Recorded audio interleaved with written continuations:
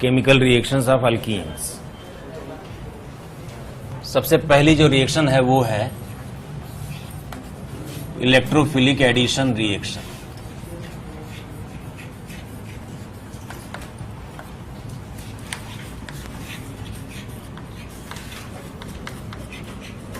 हम लोग बोलते हैं AE reactions. AE reactions, A for addition and E for electrophilic. ठीक है ना। जब कभी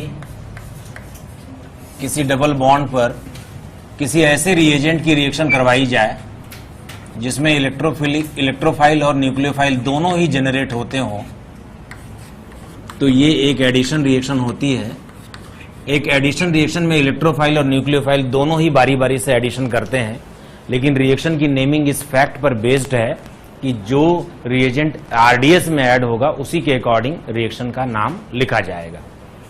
एल्कीन्स और एल्काइंस में इलेक्ट्रोफाइल आरडीएस में एडिशन करते हैं, इसलिए इसका नाम है इलेक्ट्रोफिलिक एडिशन। और एल्डिहाइड्स और कीटोन्स में न्यूक्लियोफाइल आरडीएस में एडिशन करता है, इसलिए उन रिएक्शंस का नाम है न्यूक्लियोफिलिक एडिशन। ठीक है ना। हमें दोनों ही हमारे कोर्स में पढ़ना है। इस रिएक्शन की मैकेनिज्म दो तरह की है। मैकेनिज्म के लिए दो प्रपोजल्स हैं।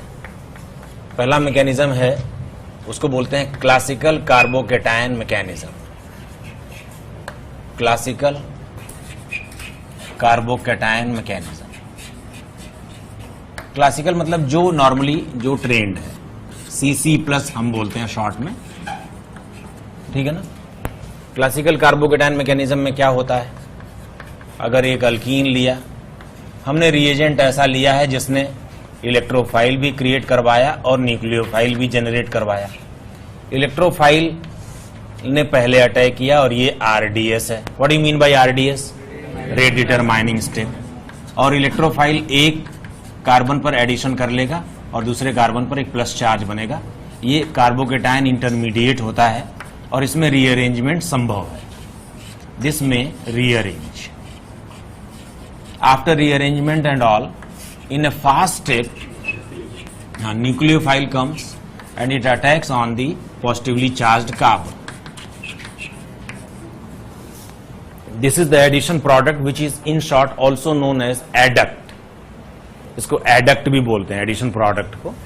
तो एक तो ये रिएक्शन है जिसमें कार्बोकेटायन बना, और ये वही कार्बोकेटायन है जैसा कार्बोकेटायन हम हमेशा देखते हैं, जिसमें रीअरेंजमेंट भी होता है, स्टेबिलिटी बढ़ जाती है, और रीअरेंजमेंट वगैरह होने के बाद, स्टेबल होने के बाद सबसे ज्यादा स्टेबल पोजीशन पर बाद में फास्ट स्टेप में न्यूक्लियोफाइल आ जाता है। बात समझ में आ गई। एक और मैकेनिज्म है जिसका नाम है non classical carbocation mechanism. Non classical carbocation mechanism, इसको बोलते हैं NCC प्लस मैकेनिज्म। ये नॉन क्लासिकल कार्बोकेटायन मैकेनिज्म ऐसे इलेक्ट्रोफाइल्स के द्वारा होता है जिन इलेक्ट्रोफाइल्स पर लोन पेयर भी प्रेजेंट हो। ठीक है ना।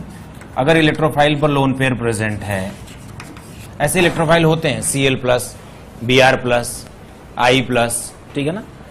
अगर पहले स्टेप में जो कि RDS भी है, एल्कीन ने अटैक किया, एल्कीन के अटैक करने पर ये इलेक्ट्रोफाइल यहां पर अटैच हो गया और कार्बोकेटायन बन गया, and almost immediately, this is very unstable situation, almost immediately this electrophile cyclizes. So actually this cyclic cation is the actual intermediate of this reaction. Cyclic cation is the intermediate and rearrangement is not possible.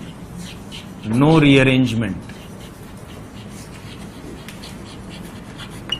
And then later in a fast step, nucleophile comes and it comes from the anti direction at the more stable position, and it is also known as anti addition, you know. And this way what we get is an addition product. So there are two type of mechanisms proposed for the addition, for the electrophilic addition reaction of alkenes. One is CC plus and one is NCC plus. CC plus means the intermediate is normal classical carbocation where rearrangement is possible. NCC plus means it is a non-classical carbocation. It's a cyclic cation which may not rearrange, and also anti-addition will take place because one side is crowded due to the cyclization of electrophile. मैंने आपको electrophile के बारे में बता रखा है, reaction mechanism जब पढ़ रहे थे हम लोग, तो मैंने आपको न्यूक्लियोफाइल इलेक्ट्रोफाइल के बारे में बताया था. मैंने बताया था कि इलेक्ट्रोफाइल जो इलेक्ट्रॉन डेफिशिएंट होते हैं, जो कि निगेटिव चार्ज की तलाश में रहते हैं या जो इलेक्ट्रॉन की तलाश में रहते हैं, इलेक्ट्रॉन सीकिंग होते हैं, खुद पॉजिटिवली चार्ज भी होते हैं और न्यूट्रल भी होते हैं. पॉजिटिवली चार्ज इलेक्ट्रोफाइल्स भी होते हैं और न्यूट्रल इलेक्ट्रोफाइल्स भी होते हैं. They are electron pair acceptors, and not only they accept electron pair from any electron rich center, but also they form bond with that electron rich center. बात समझ में आ रही है. और इलेक्ट्रोफाइल्स न्यूट्रल भी हो सकते हैं, इलेक्ट्रोफाइल्स पॉजिटिवली चार्ज भी हो सकते हैं. कुछ ऐसी स्पीशीज भी हैं जो पॉजिटिवली चार्ज तो होती हैं लेकिन इलेक्ट्रोफाइल्स नहीं होते. एग्जाम्पल के लिए बताओ, NH4+, H3O+, Na+, ठीक है ना. इनमें पॉजिटिव चार्ज, तो हर पॉजिटिवली चार्ज स्पीशीज जो है वो इलेक्ट्रोफाइल हो ये आवश्यक नहीं है, लेकिन इलेक्ट्रोफाइल जो होते हैं वो इलेक्ट्रॉन पेयर एक्सेप्टर्स होते हैं. They are Lewis acids. बात समझ में आई. और ना केवल ये किसी इलेक्ट्रॉन रिच सेंटर से इलेक्ट्रॉन पेयर एक्सेप्ट करते हैं बल्कि उसके साथ बॉन्ड भी बनाते हैं. क्लियर होगी बात. तो एडिशन रिएक्शन दो तरह का होता है. ऐसा इलेक्ट्रोफाइल जिसके खुद के पास लोन पेयर भी हो, वो नॉन क्लासिकल तरीके से एडिशन करता है, और जिसके पास लोन पेयर नहीं हो, ऐसे इलेक्ट्रोफाइल क्लासिकल मैकेनिज्म से एडिशन करते हैं. क्लियर होगी बात. लेकिन दोनों ही केसेस में इलेक्ट्रोफाइल आरडीएस में ऐड होता है, और इसीलिए इस रिएक्शन का नाम क्या है, इलेक्ट्रोफिलिक एडिशन रिएक्शन. नोट करो. के बारे में बताता हूं आपको. हमें क्या क्या पढ़ना है. हमें पढ़ना है एडिशन ऑफ HX, ठीक है ना, हाइड्रोजन हैलाइड या हेलो एसिड्स ना. दूसरा हमें पढ़ना है एडिशन ऑफ H2O. ये दोनों तो CC+ मैकेनिज्म फॉलो करेंगे, ठीक है ना. और तीसरा हमें पढ़ना है एडिशन ऑफ X2 हैलोजिनेशन. और आखिरी हमें पढ़ना है addition of HOX. This is known as hypohalous acid. ये दोनों NCC+ मैकेनिज्म फॉलो करेंगे. तो फिलहाल हम इन्हीं 4 रिएजेंट्स का एडिशन एल्कीन के ऊपर पढ़ने वाले हैं, ठीक है ना. इनमें से 2 CC+ मैकेनिज्म फॉलो करेंगे और 2 NCC+ मैकेनिज्म फॉलो करेंगे. बोलो, HX और H2O कौन सा मैकेनिज्म फॉलो करेंगे, CC+, और X2 और HOX NCC+, ठीक है ना. तो let us start with addition of HX on alkenes. Addition of HX on alkenes. जैसा कि आपको देखकर पता लग रहा है, HX से निकलेगा H+ और X-. बताओ इसमें से इलेक्ट्रोफाइल कौन है, H+. तो H+ पहले आएगा, और जब ये H+ पहले आएगा तो जिस कार्बन पर आएगा उसके पड़ोसी कार्बन पर बनने वाला है पॉजिटिव चार्ज. इस बात का ध्यान रखा जाता है कि पॉजिटिव चार्ज ज्यादा स्टेबल कार्बन पर बने, और उसके बाद रीअरेंजमेंट वगैरह भी हो जाएगा. बाद में न्यूक्लियोफाइल के रूप में कौन आएगा भाई, X-. ये एक फास्ट स्टेप में आएगा, और यहां आने के बाद ये एक तरफ H और एक तरफ X यहां ऐड हो जाएगा, और ये बन जाएगा एक एल्काइल हैलाइड. आज हम एल्काइल हैलाइड की प्रिपरेशन पढ़ लेंगे. हमने एल्काइल हैलाइड की रिएक्शंस पढ़ रखा है कि ये SN1 रिएक्शन करता है, SN2 रिएक्शन करता है, E1 रिएक्शन करता है, E2 करता है, E1CB करता है. ये सब हमने पढ़ रखा है. आज जब हम एल्काइल हैलाइड की प्रिपरेशन पढ़ लेंगे तो NCERT का पहला चैप्टर है हेलो एल्केन, हेलो एरीन, उसको करने के लायक हो जाएंगे, ठीक है. इसी के लिए हम वेट कर रहे थे कि वहां तक पहुंच जाएं पहले. तो आज ही मैं निवेदन करूंगा कि अगली बार से आप NCERT जरूर ले आएं. हम लोग थोड़े थोड़े क्वेश्चन उसमें से अलॉट करेंगे. भाई 10 क्वेश्चन कर लाओ, 5 क्वेश्चन कर लाओ, ठीक है. बात समझ आ गई आपको, क्लियर होगी बात, समझ में आया. की पॉइंट्स लिखो इसके. ये कौन सी मैकेनिज्म है, CC+ या NCC+? पहला पॉइंट लिखो, reaction is initiated by electrophile.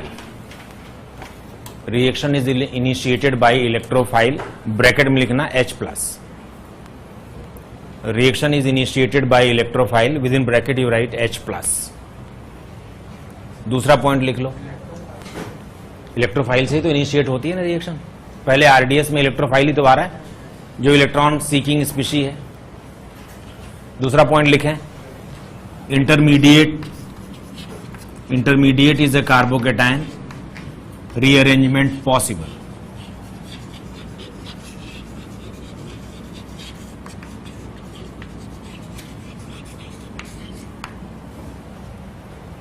तीसरा पॉइंट लिखें, second step can be caused by almost all nucleophiles. Second step can be caused by almost all nucleophiles.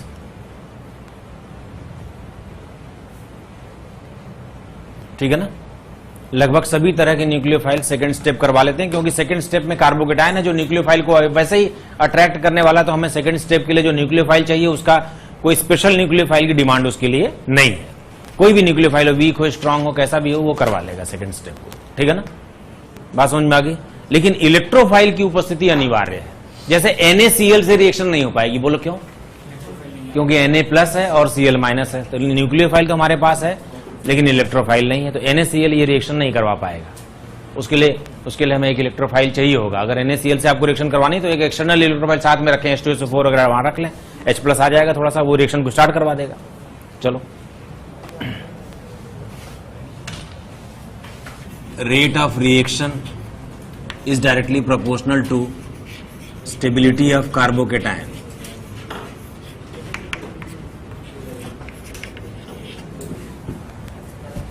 Rate of reaction is directly proportional to stability of carbocation. Example के लिए जरा देखो,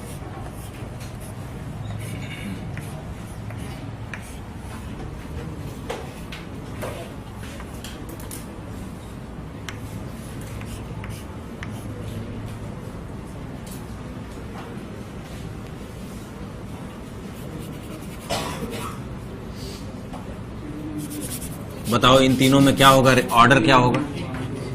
order क्या होगा बेटे, बोलो. 3, 2, 1. ठीक है ना.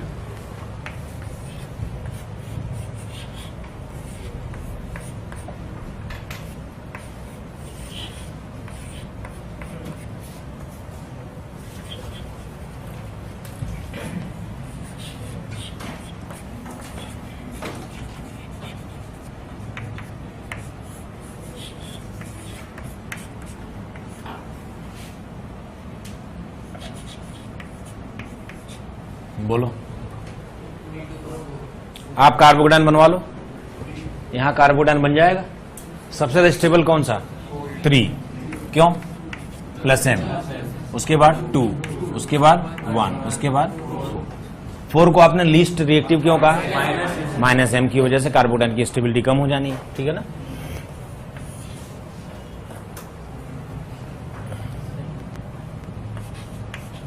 दो कंपाउंड ले रहा हूं, एक का नाम है स्टायरीन और एक का नाम है स्टिलबीन. बताओ दोनों में स्टेबिलिटी बताओ किसकी ज्यादा होगी? HX से रिएक्शन करवा रहा हूं, कार्बोकेटायन बनेगा. विच इज मोर फास्टर? सेकंड. क्यों? चलो कर लेते हैं. H+ यहां ऐड किया, H+ ऐड करेंगे तो ज्यादा क्राउडेड कार्बन पर प्लस चार्ज बन जाएगा और इसको रेजोनेंस की स्टेबिलिटी मिलेगी, हाइपर कंजुगेशन की स्टेबिलिटी मिलेगी. इसमें H+ ऐड करो तो क्या होगा बोलो? कार्बोकेटायन यहां बन जाएगा और ये CH2 होगा, ये PH होगा. एक रिंग से रेजोनेंस की स्टेबिलिटी मिलेगी. αH हो जाएंगे 2 और -I और हो जाएगा. इसमें αH हो जाएंगे 3 और रेजोनेंस तो मिल ही रहा है. बताओ कौन ज्यादा स्टेबल कार्बोकेटायन है? पहला. तो इसलिए रेट ऑफ रिएक्शन फर्स्ट के लिए ज्यादा हो जाएगा सेकंड से. ठीक है ना, नोट करो. OMe लगा है और एक सिंपल डबल बॉन्ड लगा है. बोलो कौन ज्यादा फास्ट होगा? फर्स्ट ज्यादा फास्ट होगा. ये फर्स्ट करीब 10⁻15 टाइम्स ज्यादा फास्ट होता है. ठीक है ना, बहुत ज्यादा फास्ट. क्यों? +M की वजह से कार्बोकेटायन की स्टेबिलिटी बहुत ज्यादा हो जाएगी. कार्बोकेटायन की स्टेबिलिटी +M की वजह से बहुत ज्यादा बढ़ती है. समझ में आ रही बात? क्लियर होगी बात? चलो एग्जाम्पल्स और करते हैं. जरा बताओ, हमने HCl का एडिशन किया है. HCl का एडिशन किया है तो बोलो एक जगह H लग जाएगा, एक जगह Cl लग जाएगा, यही तो होगा एडिशन प्रोडक्ट। अगर हमने इस तरह के कंपाउंड के ऊपर HCl का एडिशन किया होता तो बोलो क्या होता, एक जगह H लग जाता है, एक जगह Cl लग जाता है। लेकिन जिस कार्बन पर Cl आया वो कायरल हो गया तो प्लस माइनस मिक्सचर बन जाएगा। एक बात बताता हूं आपको, किसी C डबल बॉन्ड C पर मान लो ये 1 है, कार्बन नंबर 1 है और ये कार्बन नंबर 2 है, और आपने एडिशन करवाया, इलेक्ट्रोफाइल और न्यूक्लियोफाइल दोनों आए और बारी बारी से दोनों अलग अलग कार्बनों पर आकर अटैच हो गए, और कार्बन नंबर 1 ये है, कार्बन नंबर 2 ये है, ठीक है ना। If both carbons become chiral in after addition in the product, then 4 products, बोलो कौन कौन से 4, RR, SS, RS, SR. If one carbon becomes chiral, then 2 products, कौन कौन से बोलो, प्लस माइनस या RS. If none of the carbons becomes chiral, then एक प्रोडक्ट तो मिलेगा ना भाई, एक तो मिल जाएगा। अगर कोई भी कायरलिटी नहीं हुई तो कोई बात नहीं, जैसे इसमें एक मिल गया। समझ में आ गई बात? ये जरा इंपॉर्टेंट बात है, इसको जरा ध्यान में रखना।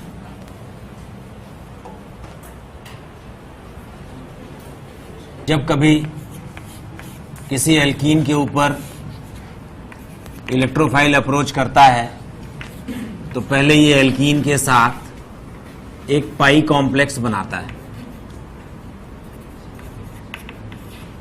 This is called pi complex. This is very unstable. जो बाद में फॉर्मली किसी कार्बन के साथ सिग्मा बॉन्ड के थ्रू जुड़कर सिग्मा कॉम्प्लेक्स बना लेता है, which is comparatively stable.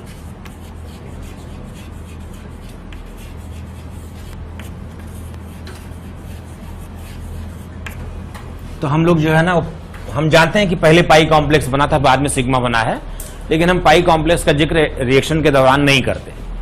हम हमेशा ये कहते हैं कि साहब सिग्मा कॉम्प्लेक्स बना है, जब भी रिएक्शन होती है सीधा सिग्मा कॉम्प्लेक्स बना देते हैं, ठीक है। But we know at the same time that just before the formation of sigma complex there was a pi complex which was highly unstable. वो क्या होता है, उसके जो पाई क्लाउड है ना, एल्कीन में क्या है, एल्कीन में पाई इलेक्ट्रॉन्स है जो कि कार्बन के दोनों ओर ऐसे फैले हुए, ऊपर और नीचे फैले हुए, उनको उसको पाई क्लाउड कहा जाता है। तो इलेक्ट्रोफाइल पहले उसी में फंस जाता है, अट्रैक्ट हो जाता है, लेकिन बाद में वो फॉर्मली किसी कार्बन के साथ जुड़कर सिग्मा बॉन्ड के थ्रू जुड़कर सिग्मा कॉम्प्लेक्स बना लेता है। तो पहले पाई कॉम्प्लेक्स बनता है, फिर सिग्मा कॉम्प्लेक्स बनता है, लेकिन हम पाई कॉम्प्लेक्स का जिक्र हमेशा नहीं करेंगे, ठीक है ना। हमें पता है कि पाई कॉम्प्लेक्स जस्ट सिग्मा कॉम्प्लेक्स के पहले बना था, ठीक है। तो ये एक इंपॉर्टेंट बात हो गई। चलो इसी को कंटिन्यू करते हैं, 7th को। जैसे मान लो हमने ले लिया ये वाला कार्बन और यहां पर HBr का एडिशन करवा दिया। अब हमारे पास 2 ऑप्शन है, H यहां आए और Br बीच में जाए, या फिर H बीच में आए और Br सामने आए। तो देखा यह गया कि H तो आता है बाहर की ओर और Br आता है बीच में, ठीक है ना। अनसिमेट्रिकल एल्कीन में, जब तक हमने सिमेट्रिकल एल्कीन लिया था तब तक हमने ऐसा नहीं सोचा था, मतलब इसके बारे में नहीं सोचा कि किधर किसको रखें। लेकिन अनसिमेट्रिकल एल्कीन में हमेशा न्यूक्लियोफाइल बाद में ज्यादा स्टेबल पोजीशन पर फास्ट स्टेप में आता है। एक रूल है जिसका नाम है मार्कोनी-कॉप्स रूल।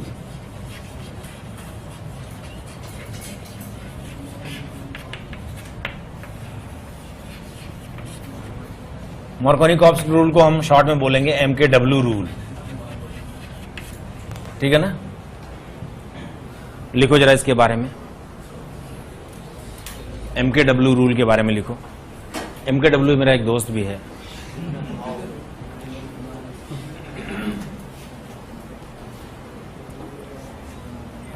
लिखो according to this rule, according to this rule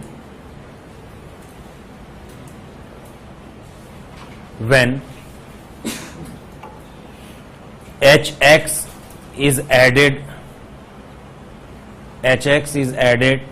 on an unsymmetrical alkene, when HX is added on an unsymmetrical alkene,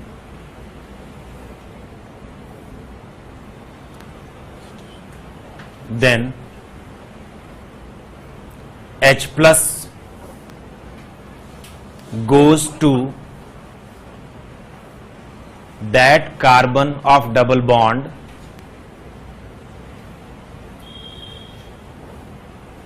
which has more number of hydrogens. H plus goes to that carbon of double bond which has more number of hydrogens.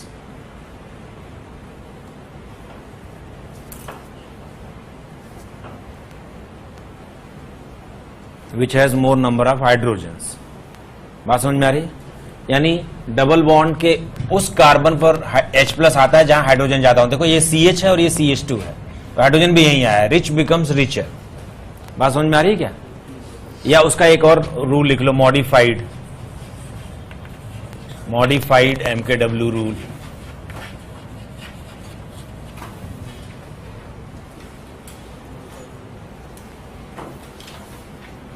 लिखो electrophile E plus electrophile comes on the carbon of double bond in such a manner,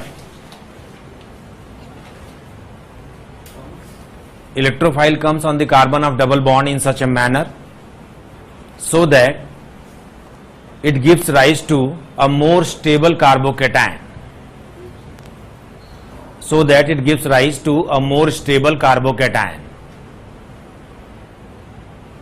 I repeat, electrophile comes on the carbon of double bond in such a manner so that it gives rise to a more stable carbocation. Double bond कार्बनों के उस carbon पर electrophile आना पसंद करता है ताकि वो पड़ोसी कार्बन पर ज्यादा स्टेबल कार्बोकेटायन बनवा सके। जिस डबल बॉन्ड के जिस कार्बन पर इलेक्ट्रोफाइल एडिशन करता है उसके नेबरिंग पोजीशन पर कार्बोकेटायन बनने वाला है, तो वो कार्बोकेटायन ज्यादा स्टेबल हो इस तरीके से इलेक्ट्रोफाइल एडिशन करता है। या ये कह लो कि न्यूक्लियोफाइल सर्वाधिक स्टेबल कार्बोकेटायन पर बाद में फास्ट स्टेप में आता है। यही मार्कोनी-कॉप्स का रूल है। बात समझ में आ रही है क्या? सभी को क्लियर हो रहा है क्या?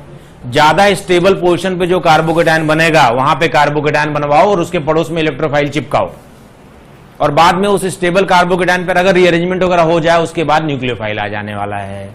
समझ में आ रही बात? कुछ एग्जांपल्स करें, बताओगे? ठीक है ना? जैसे इसको करो,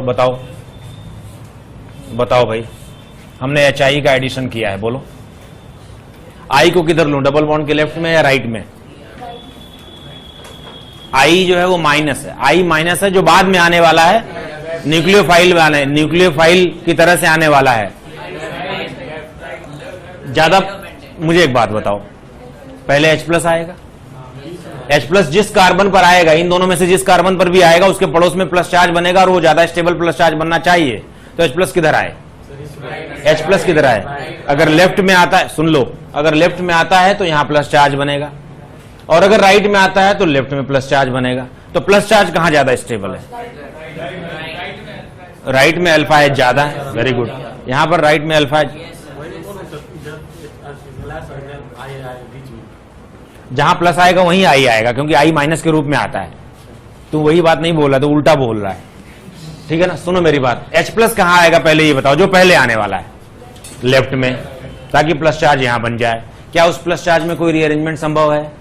नहीं। फिर आई यहीं आ जाना है और ये कार्बन कायरल भी हो जाएगा। कितने प्रोडक्ट्स मिलेंगे? कौन कौन से? Plus minus. आई यहां आ जाएगा और ये प्लस माइनस हो जाएगा। ठीक है?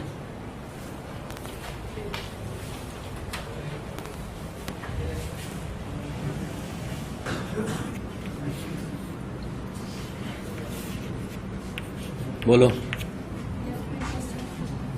बताओ क्या रखूं? आई कहां लूं? आई डबल बॉन्ड के लेफ्ट में या राइट में? लेफ्ट में। ये कायरल भी हो जाएगा। समझ में आ रही बात?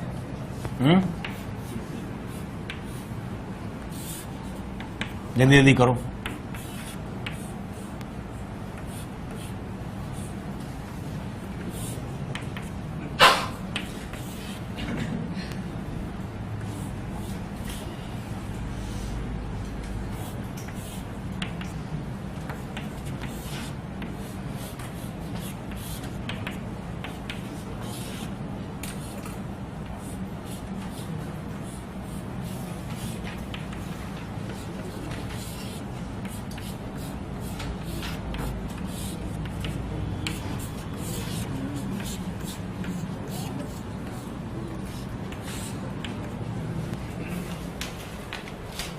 चलो जल्दी जल्दी बताओ, इसमें आई कहाँ आएगा बोलो?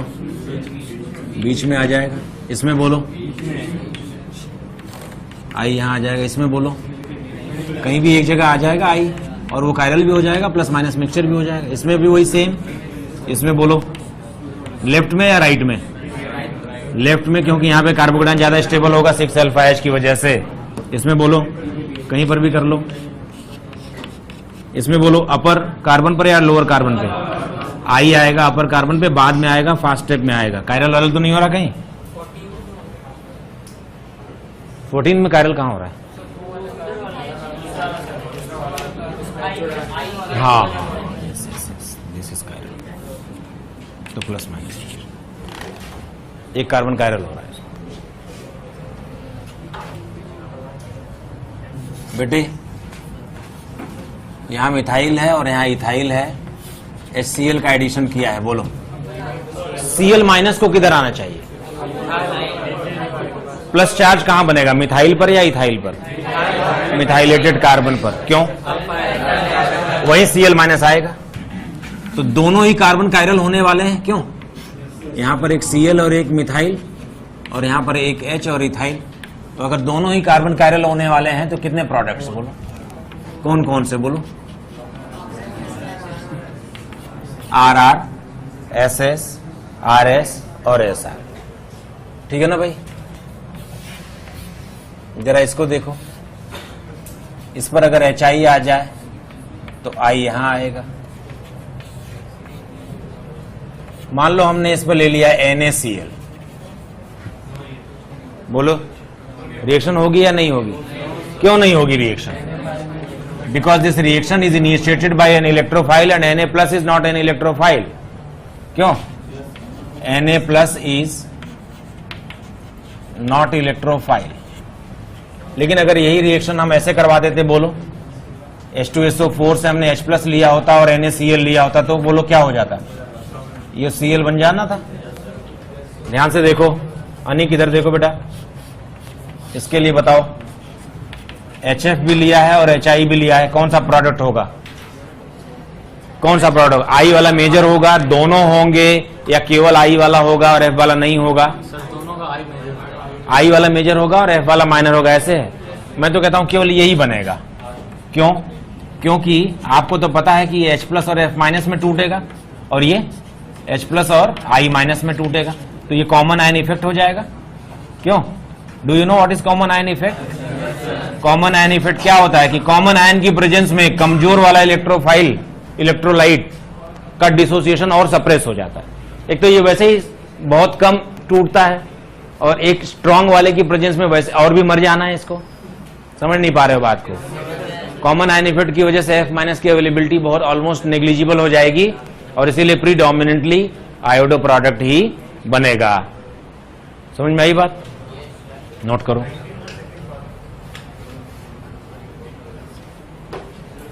हाँ बेटा, एग्जाम्पल के तौर पर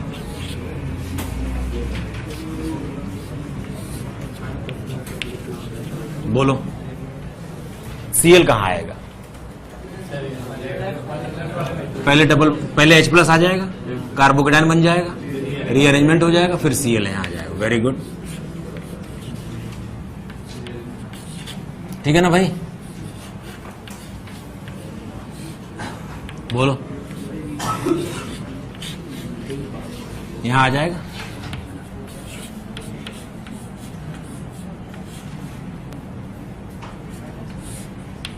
इसमें भी वही होगा। सभी लोगों को रीअरेंजमेंट का समझ में आ रहा है ना बेटे?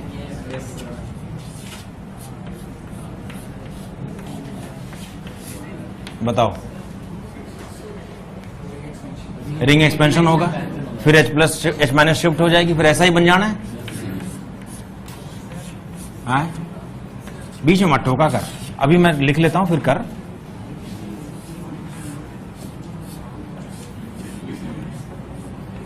बताओ,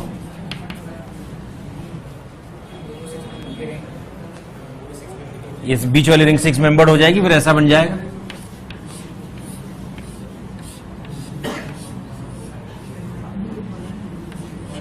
ये बन जाएगा, देख लो। क्यों?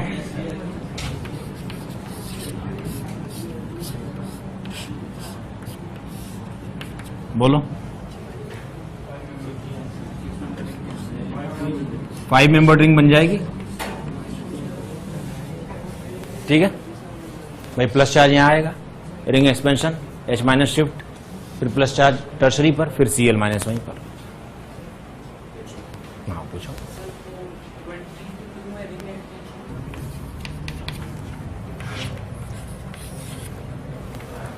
कर दोगे?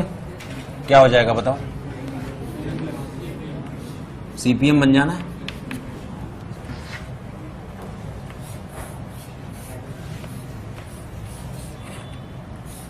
इसमें बोलो क्या हो जाएगा बताओ? Cl कहां लगाऊं? बिल्कुल राइट में लगाऊं, लेफ्ट में लगाऊं, सेंटर में लगाऊं? क्यों? CPM की वजह से।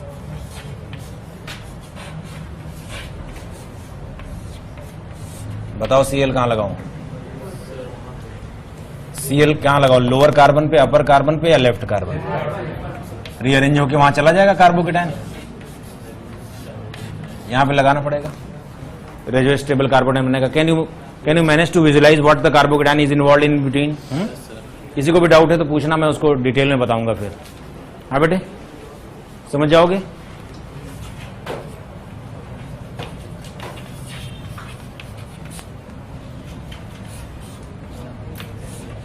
बताओ बताओ क्या हो जाएगा? यहां आ जाएगा Cl, और ये कायरल भी हो जाएगा, और प्लस माइनस मिक्सचर भी हो जाएगा। ठीक है ना? कर दोगे अभी?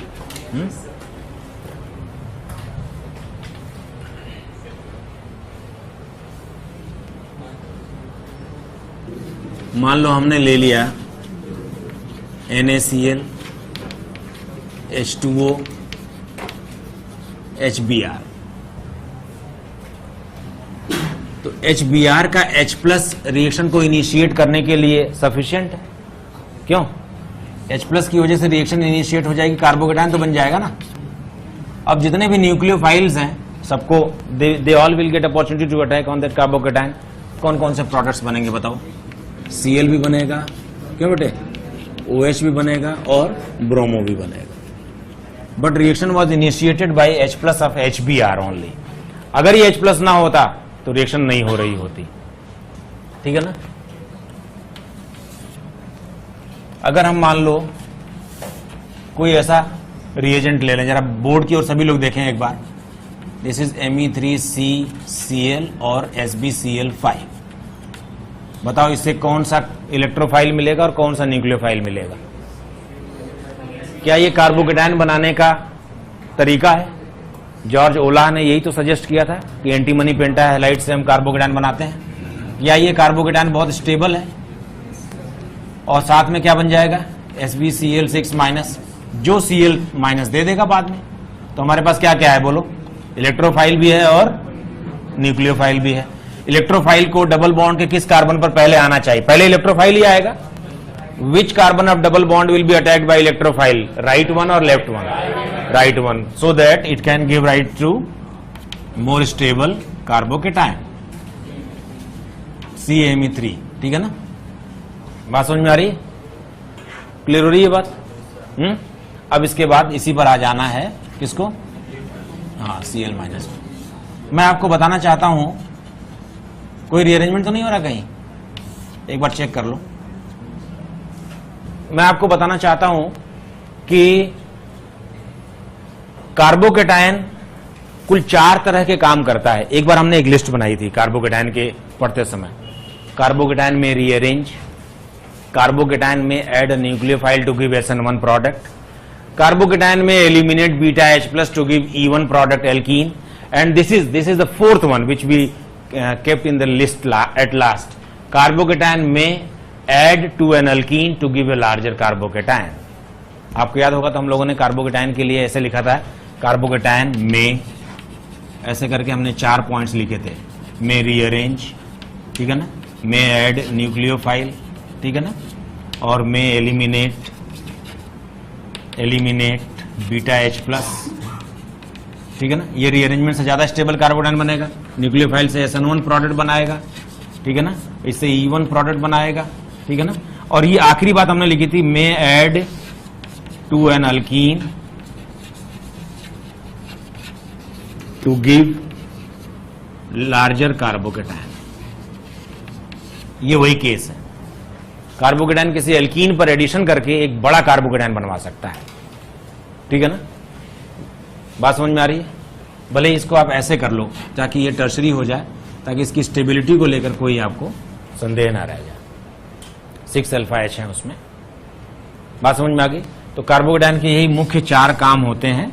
इन चारों में से रीअरेंजमेंट हमने पहले सीख रखा है, न्यूक्लियोफाइल का एडिशन करके SN1 प्रोडक्ट हमने पहले सीख रखा है, एलिमिनेशन करवा के E1 प्रोडक्ट हमने पहले ही सीख रखा है। एक यही है जो अब हमने देख लिया। ठीक है ना, यहां पर एक मिथाइल भी है भाई ना, यहां एक मिथाइल और यहां Cl आ जाएगा। ये मिथाइल मैंने बाद में लगाया था, तो ध्यान रखना, ये इसलिए लगाया था कि कार्बोकेटायन में कोई रीअरेंजमेंट की पॉसिबिलिटी बाद में ना रह जाए। चलो, ये बात समझ में आ गई सभी को? Addition of HX on an alkene समझ में आ गया। Addition of HX on an alkene is an electrophilic addition reaction. Electrophile is H+ always, which comes in the RDS, and it comes in such a manner so that it forms a more stable carbocation, and then nucleophile comes after rearrangement of the carbocation and everything. Nucleophile comes in a fast step at the most stable position of the carbocation. ठीक है ना, तब वो बनाता है एक addition product. सभी को समझ में आया? इतने में कोई डाउट तो नहीं है? अभी तक जो बताया उसमें तो कोई डाउट नहीं है। एक चीज और बताता हूं, अगर मान लो हम कोई एल्कीन ले लें, अनसिमेट्रिकल एल्कीन ले लें, HBr की रिएक्शन करवाएं R2O2 की प्रेजेंस में, एल्काइल परऑक्साइड की प्रेजेंस में अनसिमेट्रिकल एल्कीन पर HBr का एडिशन करवाया जाए, तो देखने को यह मिलता है कि Br जो है वो आउटर कार्बन पर ऐड हुआ। This addition is anti as compare to Marconi-Cops rule. This is called anti Marconi-Cops rule. This is called anti Marconi-Cops rule. ठीक है ना, इसको ऐसे बोलते हैं, खैराश इफेक्ट भी बोलते हैं, खैराश इफेक्ट, या इसको परऑक्साइड इफेक्ट भी बोलते हैं। Peroxide effect is the most popular name for this, या फिर एंटी MKW रूल।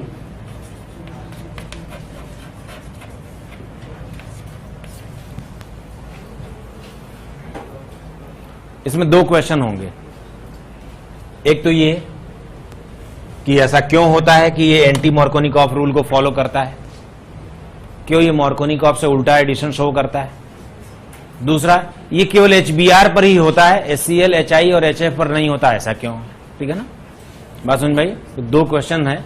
एक क्वेश्चन तो यही लिख लो, आप लिखो, peroxide effect is observed, peroxide effect is observed in case of HBr only.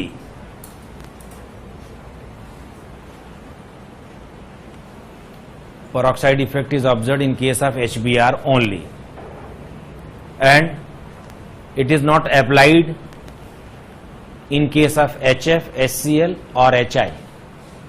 It is not applied in case of HF, HCl or HI. मैं फिर से बोलता हूं, peroxide effect is observed only in case of HBr and it is not observed in case of HF, HCl और HI. peroxide effect क्या है पहले लिख लो। peroxide effect, जिसको हम एंटी Marconi-Cops रूल या खैराश इफेक्ट भी बोलते हैं, लिखो जरा। When HBr is added to an unsymmetrical alkene, when HBr is added to an unsymmetrical alkene in presence of alkyl peroxide, in presence of organic peroxide, ऐसे लिख लेना। I repeat, when HBr is added to an unsymmetrical alkene in presence of organic peroxide, then it shows addition NT to Marconi-Cops rule, MKW rule. It shows addition which is NT to MKW rule. क्या मैं ठीक से बोल पाया? जब organic peroxide की presence में HBr का एडिशन किसी अनसिमेट्रिकल एल्कीन पर होता है तो वो एडिशन Marconi-Cops से उल्टा होता है. I repeat, when HBr is added to an unsymmetrical alkene in presence of an organic peroxide, it shows addition NT to MKW rule. बात समझ में आ गई? क्लियर होगी बात? इसमें दो बातें हैं कि क्यों NT होता है और दूसरा क्यों केवल HBr पर ही होता है और HCl और HF और HI पर क्यों नहीं होता है. ठीक है ना? तो जरा इसका मैकेनिज्म देखते हैं. ये HBr है, R2O2 हमने ले रखा है और इस चक्कर में ये ब्रोमो जो है ये बाहर की ओर एडिशन करता है. इसका मैकेनिज्म देख लो. This mechanism is very specific. It is free radical addition reaction. हमने एडिशन रिएक्शन दो ही तरीके का अभी तक जाना था, इलेक्ट्रोफिलिक एडिशन और न्यूक्लियोफिलिक एडिशन. ये एक फ्री रेडिकल एडिशन रिएक्शन है जिसमें पहला स्टेप है चेन इनिशिएशन. चेन इनिशिएशन में क्या होता है? चेन इनिशिएशन में एल्काइल पेरोक्साइड होमोलिटिकली ब्रेक होकर फ्री रेडिकल्स बनाता है. फिर दूसरा स्टेप है जब ये एल्काइल पेरोक्साइड HBr के मॉलिक्यूल को तोड़कर Br फ्री रेडिकल बनवाता है. ये हमें वन टाइम चाहिए. These steps we require only for one time. Why? Because once Br free radical is available, it can continue the reaction further. How? ये Br free radical यहां पर कोई R ले लिया है, कोई अनसिमेट्रिकल एल्कीन ले लिया है, तो ये भी R हो जाना है. ये Br फ्री रेडिकल क्या करता है? यही RDS है. अब मुझे एक बात बताओ, जरा सभी लोग बोर्ड की ओर देखें. Pi electron free radically break हो गया, दोनों तरफ एक एक फ्री रेडिकल बनने वाले हैं. किसी एक पर Br फ्री रेडिकल कॉम्बिनेशन करेगा और कॉम्बिनेशन करने के बाद एक फ्री रेडिकल बच जाएगा कार्बन का, जिसको हम एल्काइल फ्री रेडिकल इंटरमीडिएट बोलेंगे. और ये रिएक्शन RDS है जिसमें एल्काइल फ्री रेडिकल इंटरमीडिएट बनने वाला है. अगर Br फ्री रेडिकल बीच में आता है तो एक प्राइमरी इंटरमीडिएट बनने वाला है. अगर Br फ्री रेडिकल इधर आता है, किनारे की ओर आता है, तो एक सेकेंडरी फ्री रेडिकल इंटरमीडिएट बनने वाला. Which free radical intermediate do you think is more stable? Primary और secondary? Secondary free radical intermediate is more stable, and that's why to give rise to a more stable secondary free radical intermediate, bromine free radical acts at the less crowded carbon. This is what is the reason for anti Marconi-Cops addition. समझ नहीं पा रहे हो बात को? समझ में आई बात? तो ये बन गया secondary free radical which is more stable as compare to the case when primary free radical would have been prepared. ठीक है ना? ये है इस रिएक्शन का इंटरमीडिएट. ठीक है ना? जो ज्यादा स्टेबल है उस केस से जब Br फ्री रेडिकल इधर कॉम्बिनेशन कर लेता और यहां प्राइमरी फ्री रेडिकल बनवा देता.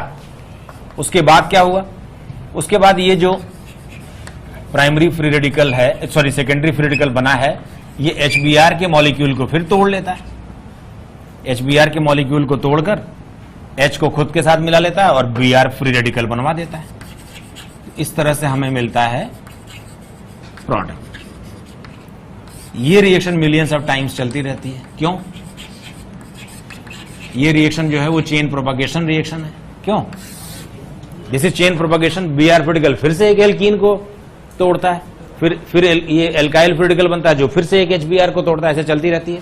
ये जो रिएक्शन है ये एक बार अगर करवा दी जाए, उसके बाद भले ही आप एल्काइल ऑर्गेनिक पेरोक्साइड वगैरह को हटा लें, सबको हटा लें, तब भी रिएक्शन होती रहेगी. कब तक? जब तक कि रिएजेंट प्रेजेंट है, जब तक कि रिएक्टेंट्स प्रेजेंट है. बात समझ में आ गई? क्लियर हो गई ये बात?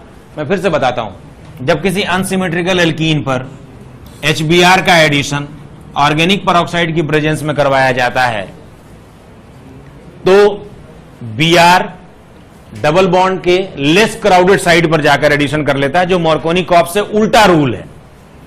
According to Marconi-Cops rule, Br should come at the more crowded position, at the most stable position, but it goes opposite to the Markovnikov's rule. You understand?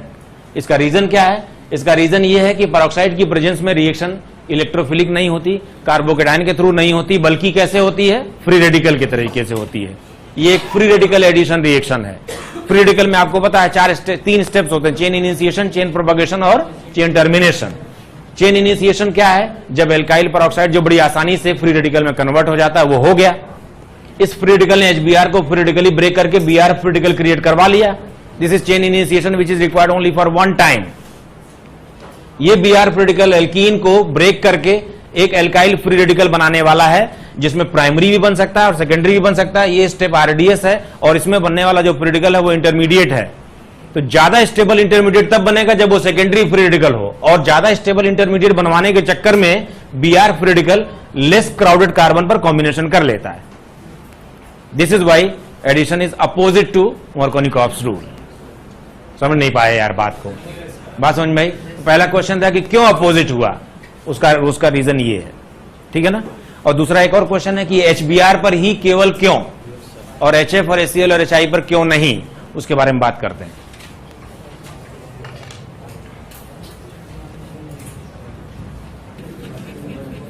Thermodynamic data,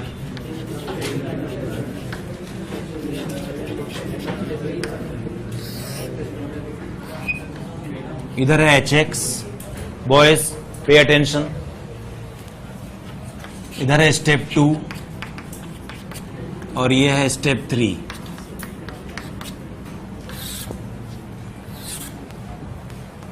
अगर हम HF लेते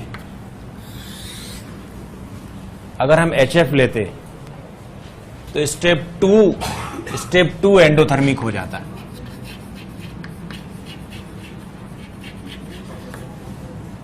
step 2 endothermic हो जाता है क्यों? क्योंकि HF का bond strong है और RO फ्री रेडिकल उसको ब्रेक नहीं कर पाएगा। Endothermic reaction means which may not occur spontaneously, that means that can occur only when you supply heat externally. तो एंडोथर्मिक हो गया तो स्टेप 3 का कोई चांस ही नहीं है। Same is the case with HCl, endothermic, step 2 is endothermic and that's why there is no question for step 3। भाई स्टेप 3 तो तब होगा ना जब स्टेप 2 पहले हो जाए। HBr के लिए बड़ा अच्छा है ये। अगर ये हो जाता, अगर स्टेप 3 हो जाता तो बड़ा एक्सोथर्मिक होता, मतलब अगर F फ्री रेडिकल बन जाए किसी तरीके से तब तो वो बहुत तेजी से रिएक्शन को आगे ले जाएगा।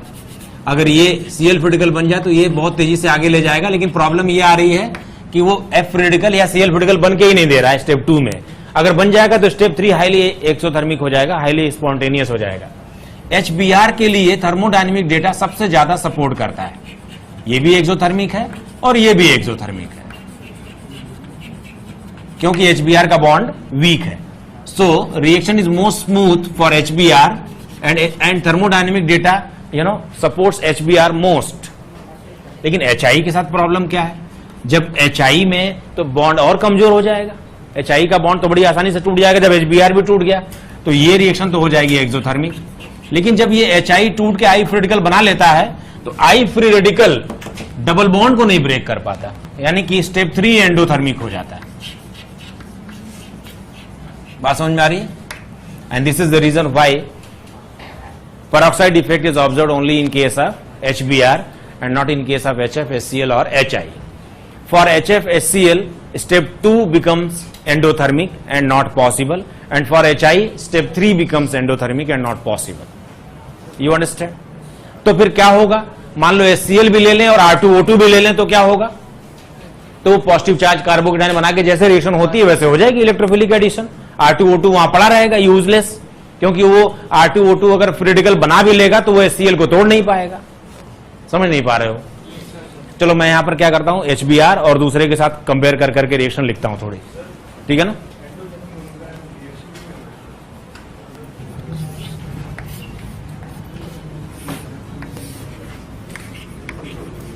HBr, R2O2 और सिंपल HBr। बोलो, are we going to get the same products?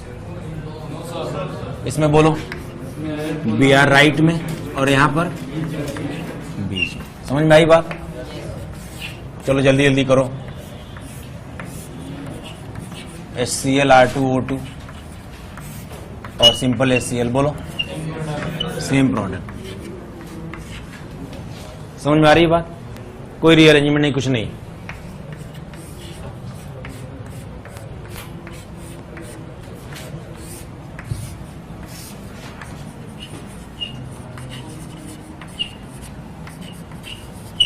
बताना।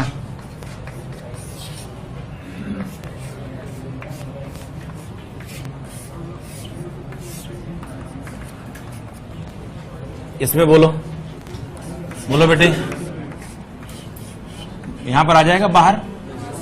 इसमें बताओ 6 membered ring H minus shift के बाद Br आ जाएगा। इसमें बोलो, यहां बाहर आ जाएगा, यहां Br क्यों? इसमें बताओ, शिफ्ट हो जाएगा, मिथाइल यहां शिफ्ट हो जाएगा, Br यहां आ जाएगा। सबको समझ में आ रहा है?